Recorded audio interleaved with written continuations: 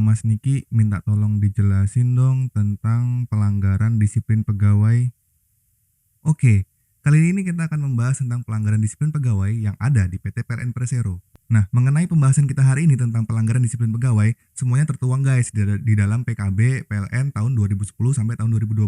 Nah, teman-teman tahu nggak sih, berdasarkan klasifikasinya, pelanggaran disiplin pegawai dibagi menjadi 3 klasifikasi. Yang pertama yaitu pelanggaran disiplin pegawai ringan, yang kedua adalah sedang, yang ketiga adalah berat. Nah, yang pertama kita akan membahas tentang pelanggaran disiplin pegawai ringan. Nah, seorang pegawai dikatakan melakukan pelanggaran disiplin pegawai ringan jika mangkir 1 hari atau lebih, namun masih kurang dari 5 hari, secara berturut-turut atau tidak berturut-turut dalam kurun waktu 1 bulan, dan tanpa keterangan secara tertulis dan bukti yang sah. Yang kedua, tidak mentaati jam kerja yang berlaku di perseroan, termasuk meninggalkan tempat kerja atau juga atasan yang membiarkan bawahannya untuk melakukan hal serupa. Yang kedua adalah pelanggaran disiplin sedang. Nah, pegawai dikatakan melakukan pelanggaran disiplin sedang jika menguasai lebih dari 1 rumah dinas, mengontrakkan rumah dinas yang dia tempati, menguasai atau menggunakan lebih dari 1 kendaraan dinas, kemudian tidak melaksanakan tugas dan tanggung jawab kedinasannya sesuai dengan jabatannya dia, melakukan hal-hal yang dapat menurunkan citra maupun martabat perseroan, nah memiliki saham pada perusahaan yang memiliki hubungan bisnis erat dengan PLN, kemudian meminta, menerima, menyuruh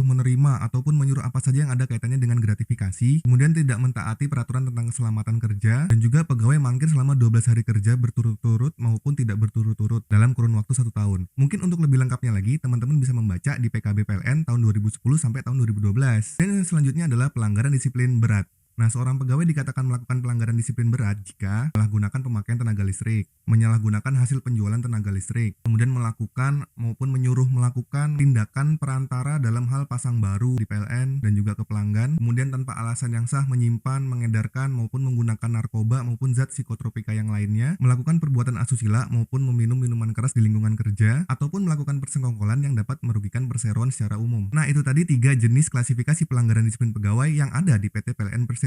Mungkin untuk lebih jelasnya teman-teman bisa membaca di PKB atau Perjanjian Kerja Bersama PLN tahun 2010 sampai tahun 2012. Untuk jenis sanksi yang akan dijatuhkan kepada pegawai, kita akan bahas di video selanjutnya. Dah.